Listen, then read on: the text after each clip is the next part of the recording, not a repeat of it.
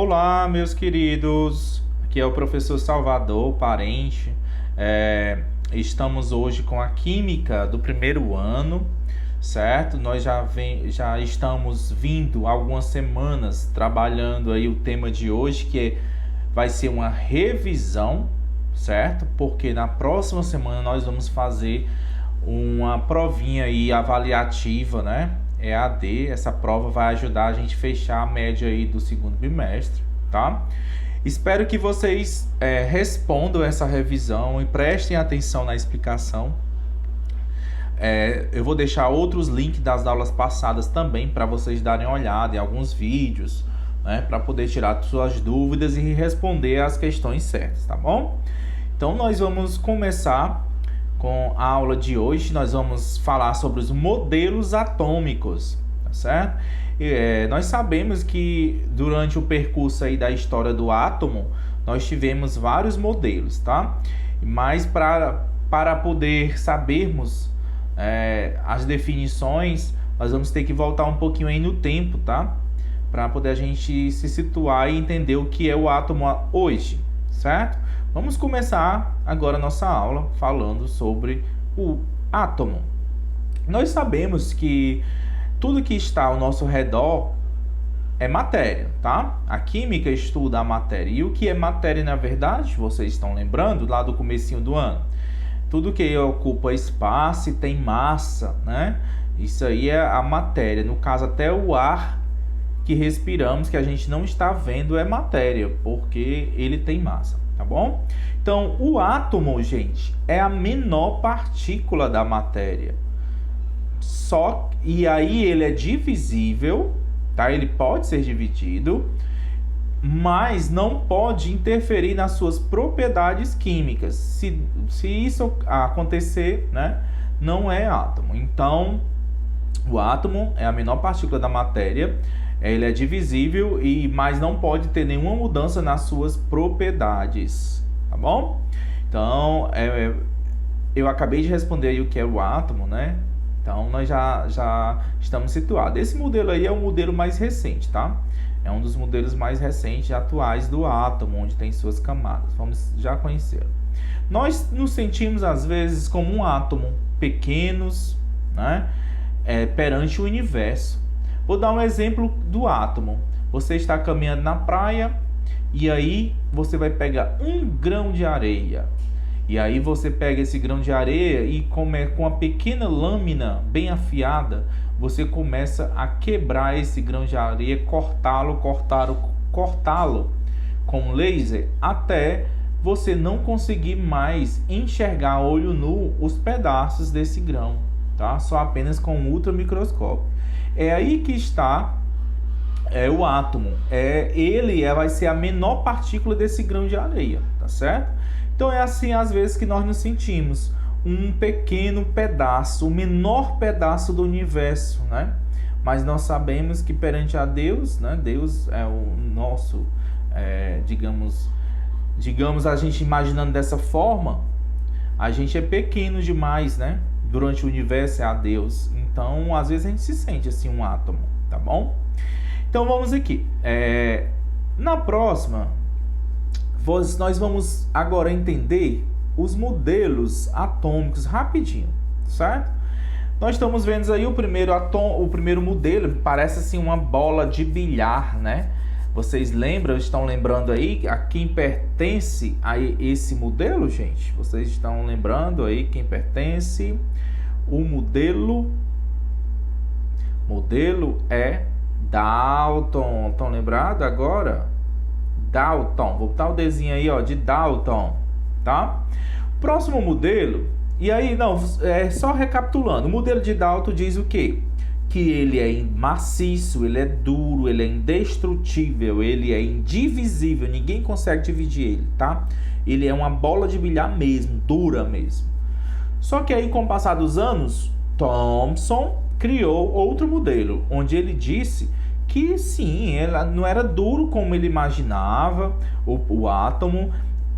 Ele descobriu que o átomo tinha cargas positivas e negativas, né? Como ele fez um experimento com ou com ondas catiônicas, né, em um aparelho, onde essas ondas, ao chegar num certo ponto, elas mudavam de direção e outras não.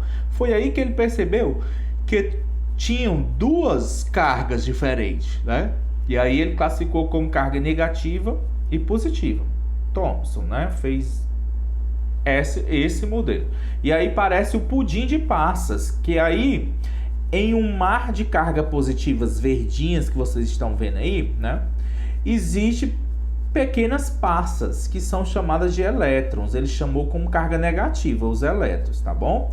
Ele foi bem taxativo e disse que na partezinha aí do verde tinha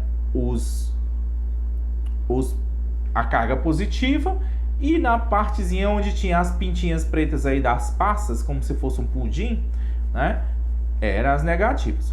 Com o passar do tempo, Rutherford estudou e viu que o átomo não era tão como eles estavam pensando, parecido uma bola.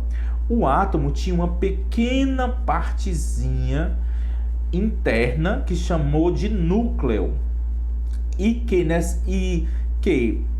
entre essa partezinha existia umas camadas. Essas camadas, nelas tinham uns compostos que ele chamou de elétrons, né? Aqui no caso, esses compostozinhos aqui, ó, ele chamou de elétrons, tá? E aí ele viu que entre o núcleo no centro e os elétrons lá fora existia um vácuo. Não tinha esse mar como essa mar de gororoba verde aí que vocês estão vendo no modelo de Thomson, né? Não tinha. Rutherford falou que existia um núcleo e uns elétrons, que o batizou de uma camada de eletrosfera. Então ele começou a dizer que o átomo era formado pelo núcleo e a eletrosfera, tá? E aí também disse o seguinte, que existiam ao redor várias camadas, e denominou que eram 7 camadas. Camada K, L, M, N, O, P, Q. Essas 7 camadas, né?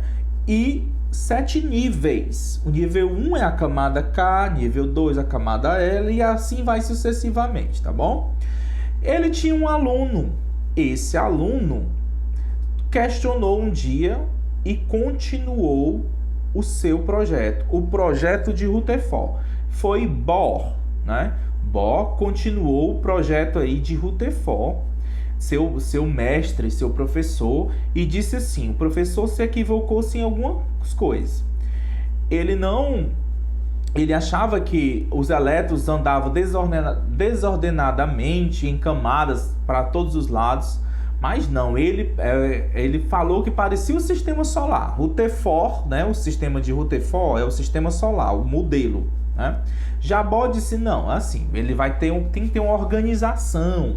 Ainda disse mais, que entre uma camada e outra aqui, gente, ó, existe subcamadas, quer dizer, dentro desse espaço aí, existe subcamadas, tá? Essas subcamadas, elas vão variar de acordo de um nível para o outro, tá bom?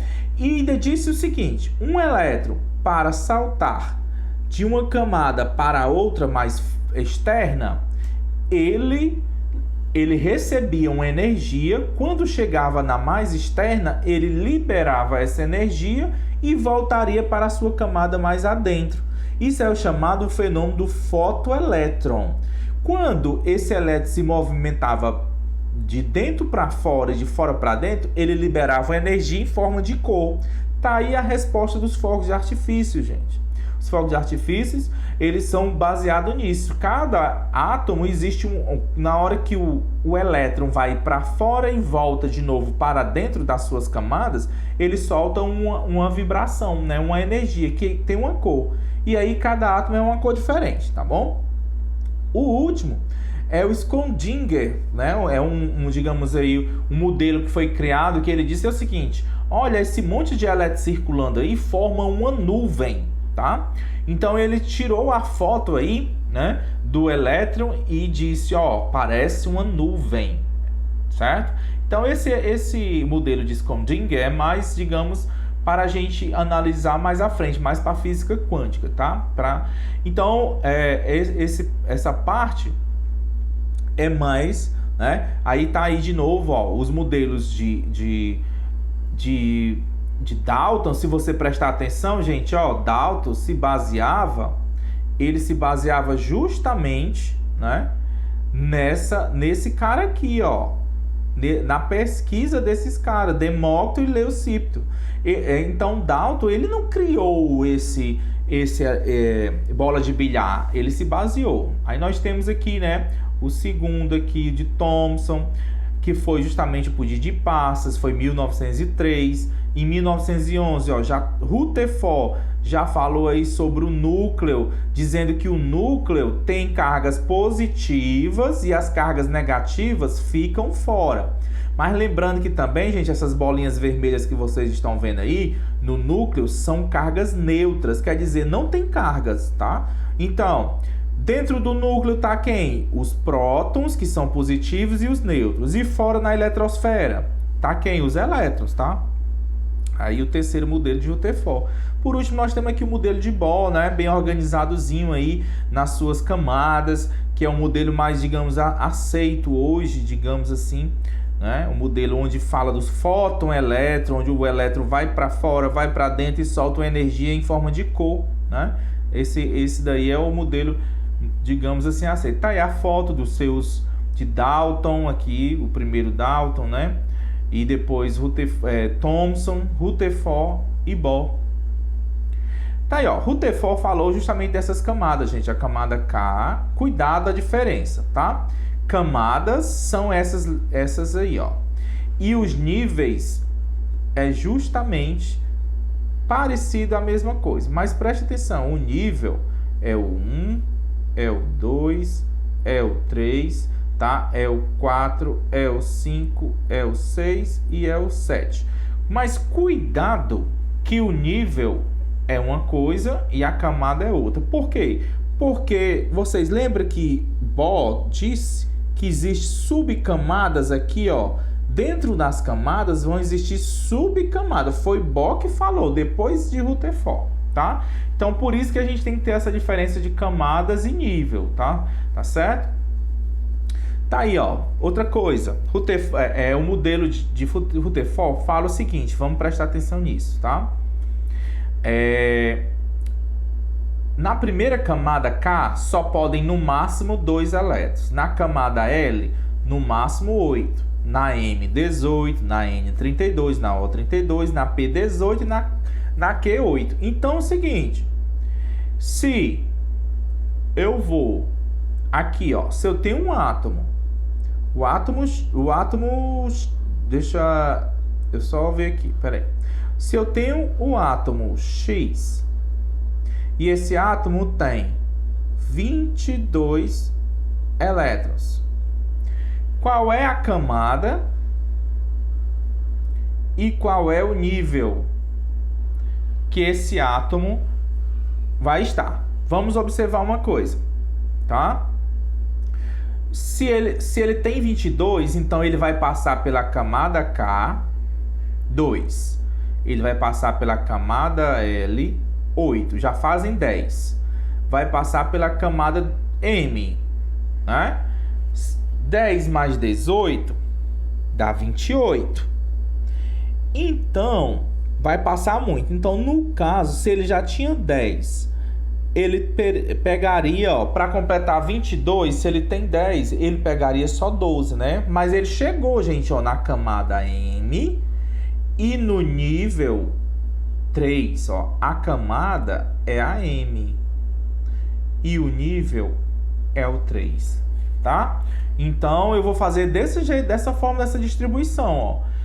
Não é obrigado, porque diz aqui 18, na M 18, que eu vou ter que, ele tem que ter 18. Não, eu posso chegar até 18, mas ele pegou só 12, porque ele já tinha 10 aqui da K e da L, né? Ele juntou 2 da K mais 8 da L, fez 10. Então ele precisava de mais quanto para 22? 12. Então ele pegou só 12 aqui, ó. Só 12 na camada M. no máximo 18. Se for para 19, já passa para a camada N, tá? Se fosse 19. Então, é dessa forma que a gente raciocina quantos elétrons tem na última camada, ou na camada e no nível. Aqui camada ele chega, né? Então, gente, aqui por último, eu tenho o modelo atômico de Bohr, que é o que eu falei para vocês, né? Da transição aí, ó, né? Da transição dos elétrons, ó, né? Ele vai para dentro, depois ele volta, e aí o fóton-elétron, o fóton é o modelo de Bohr, tá? E aí também os fogos de artifícios, né? As explosões dos fogos de artifícios coloridos justamente por conta desses elétrons que ficam saindo e pulando de camadas, tá certo? Por último, nós estamos mostrando aí o átomo, né? Uma fórmula aí mais recente do átomo, tá certo? Então, gente, qualquer coisa vocês pesquisem em outras videoaulas, vocês podem dar uma olhada nas videoaulas passadas, nos exercícios passados, para resolver essa revisão. E qualquer dúvida, estarei no privado para responder vocês. Um abraço, fiquem com Deus, tá? E até a próxima, se Deus quiser.